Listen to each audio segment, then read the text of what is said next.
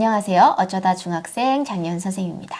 네, 오늘은 학년별로 국어 공부 이것만은 알아라. 네, 한번 진행해 보도록 할 건데요. 도와줘요 닥터 히어로 우리 아이 첫 후원 동행 유나인 체인지 아이케어. 아마 여러분들 지금 새 학기가 되면서 국어에서는 꼭 한다면 뭘 해야 될까 굉장히 고민이 많을 텐데요. 저는 그 중에서도 일단 수행평가를 강조하고 싶습니다. 왜냐하면 여러분들 수행평가는 옛날처럼 이렇게 과제를 해서 제출하는 그런 수행평가가 아니라 실제로 그 수업 시간 중에 평가 시간을 할애해서 내가 그 수행을 하는지 여부를 평가받게 되어 있어요. 요즘 굉장히 핫한 게 바로 챗GPT라는 인공지능인데요. 인공지능으로 글을 써서 가지고 가면 되겠다. 혹시 이런 생각을 하는 친구도 있을까요? 그런데 학교 수행평가에서는 절대로 그 인공지능이 했던 것들을 받지 않습니다. 선생님들도 다 쓰고 알고 있어요. 그렇다면 이 수행평가 어떻게 해야 될까?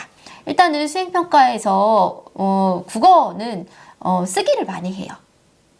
왜냐하면 말하기, 뭐 듣기 이런 것들은 사실은 계속 이렇게 관찰하고 행동을 평가할 수는 있지만 그걸 또 기록물로 남겨서 굉장히 이렇게 변별하기는 좀 어려운 부분이 있습니다. 그래서 토의나 발표 등을 통해서 여러분들이 수업 때 많은 활동을 하긴 하지만 대부분의 국어 수행평가는 아마 선생님이 아마라고 표현했던 건 거의 90% 정도니까 100%가 아니기 때문에 아마라고 표현했습니다.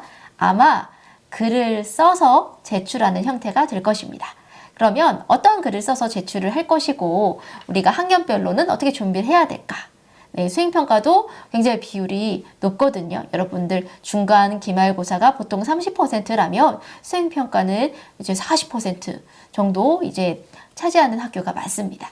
그러면 우리가 그걸 대비하기 위해서 또 어떻게 해야 될까를 보면 첫 번째 중학교 1학년 일 경우에는 여러분들 뭐 일기도 쓰고 독서 감상문도 쓰고 조금 쉬운 글쓰기를 많이 진행하는 경우가 많을 텐데요.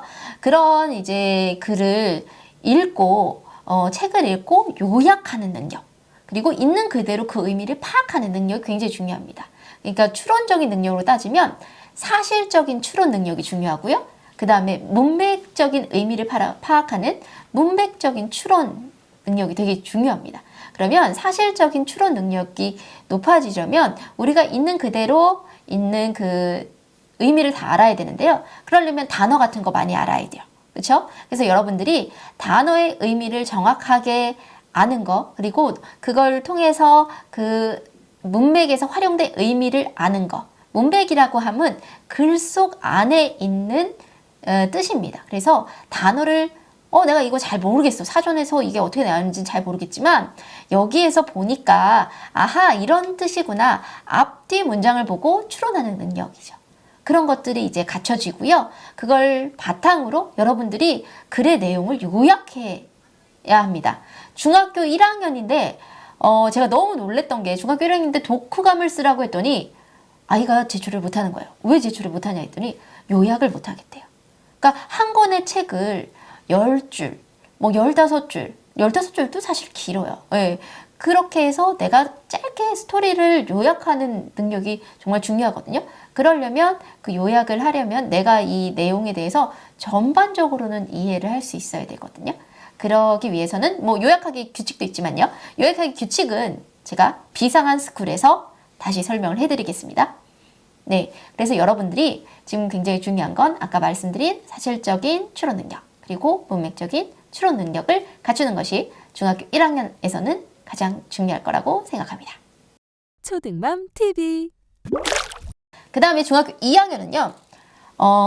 이제 있는 그대로의 의미만 파악하는 게 아니라 한 단계 더 나아가서 내가 왜 이런 어떤 이슈, 주제에 대해서 왜 그렇게 생각하는지 내 주장을 뒷받침해주는 근거가 필요하죠. 그 근거를 같이 잘 내세우면서 그거에 대한 문제점도 얘기해 줄 수 있는 비판적인 추론 능력이 필요합니다. 그리고 그 비판적 추론 능력과 더불어 문제를 해결할 수 있는 문제 해결 능력이 필요합니다. 사실 2, 3학년은 굉장히 명확하게 나눠진다기보다는 2, 3학년 그 2학년에 갖춰져 있는 그 능력을 3학년에도 계속 갖고 가야 되는데요. 이제는 일기나 뭐 독서 감상문 그 정도만 쓰는 게 아니라 굉장히 어려운 걸 씁니다. 뭐 건의문. 그러니까 예를 들어 학교 선생님, 교장 선생님한테 우리 학교의 문제 중에 하나인 것을 건의해보자 라는 건의문을 쓴다거나, 물론 뭐 조금 가벼운 글도 쓸 수 있겠죠. 편지, 그쵸? 편지글 이런 것도 쓸 수 있고요. 그 다음에 이제 비평문이라고 해서 굉장히 좀 어려운 어떤 문학 작품을 감상하고 나의 생각을 좀 적는 그런 글도 쓸 수 있거든요. 그래서 여러분들이 중학교 2학년 때는 비판적인 추론 능력을 갖추기 시작해야 됩니다. 그러면 그 근거는 내 생각 속에서 파악할 수도 있겠지만 그런 거죠. 사실은 여러분들이 아직까지 학생분들이 이제 뭐 굉장히 유명한 박사님, 뭐 권위자, 어떤 분야의 전문가는 아니잖아요. 그러면 그런 사람들의 약간 힘을 받는 거죠. 힘을 얻어서 기사, 그리고 그분들이 얘기했던 영상, 책, 이런 매체 속에서 우리가 그 증거를 가지고 오면 됩니다. 그래서 여러분들의 그 교육과정, 교과서에는 매체를 활용해서 발표하는 거, 그리고 매체를 활용해서 글을 쓰는 거 등이 많이 나와 있어요. 그래서 여러분들이 그러한 것들을 잘 찾아서 내가 왜 이렇게 생각하는지, 인공지능은 꼭 써야 합니다. 왜냐하면 앞으로는요, 인공지능을 잘 활용하는 게 인간에게 매우 중요하기 때문입니다. 라고 누구의 근거, 우리가 인공지능 없이는 살 수가 없다. 몇 년 후에는 어떤 변화가 있을 것이고, 이런 뭐 미래학자의 예측이라든지 뭐 이런 것들을 여러분들이 근거로 활용할 수가 있겠죠. 초등맘 TV. 그 다음에 이제 우리 최고 학년인 중학교 3학년입니다. 아마 이제 3학년쯤 되면은 1학년, 2학년 경험을 하면서 수행평가는 내가 이제 그 정도는 할 수 있겠지 라고 생각을 할 건데요. 실제로 중학교 3학년 정도 되면 여러분들이 많이 성장을 해서 글을 써라 라고 했을 때 글을 아예 못 쓰는 친구는 없습니다. 그런데 굉장히 그 디테일에서 좀 차이가 나요. 글을 잘 쓰는 친구들은 그 글을 읽는 독자까지도 잘 고려를 합니다. 물론 독자는 1학년, 2학년 우리가 글을 쓰면서 항상 고려를 해야 되는데요. 이제 3학년쯤 돼서는 그 독자, 선생님인 경우에는 이제 그 수행평가의 경우 선생님이 되겠죠? 그 독자가 잘 설득이 될 수 있도록 아주 이제 글을 잘 쓰는 친구들이 있습니다.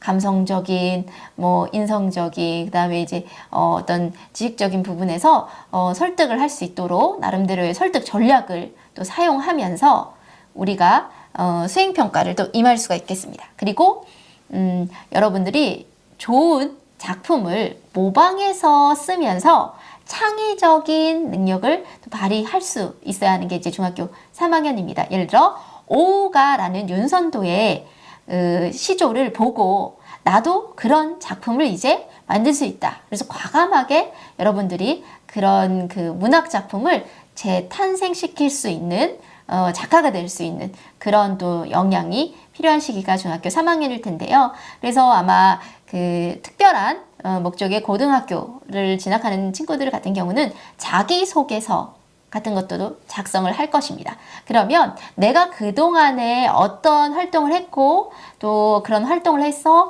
내가 어떻게 성장을 했고 1학년 때 썼던 뭐 일기보다도 조금 더 구체적으로 나의 좀 나를 알리는 거죠. 그런 걸 할 필요가 있죠. 그래서 중학교 3학년이 되었을 때는 그런 어떤 수행평가에 대한 대비와 더불어 앞으로 내가 가야 하는 학교에 대한 진학 준비, 그게 이제 자기소개서도 기본이 될 것이고, 그리고 이제는 자기소개서의 위치가 좀 줄어든다 그러면 면접. 그래서 여러분들이 쓰는 거와 말하는 건 사실 별게 아닙니다. 왜냐면 쓰고 나서 그걸 내가 말로 여러 번 하다 보면 결국에는 나의 말이 되거든요. 그래서 그런 부분에 있어서 여러분들이 조금 더 노력을 하고 공부를 해야 한다라는 말씀을 드리고 싶습니다.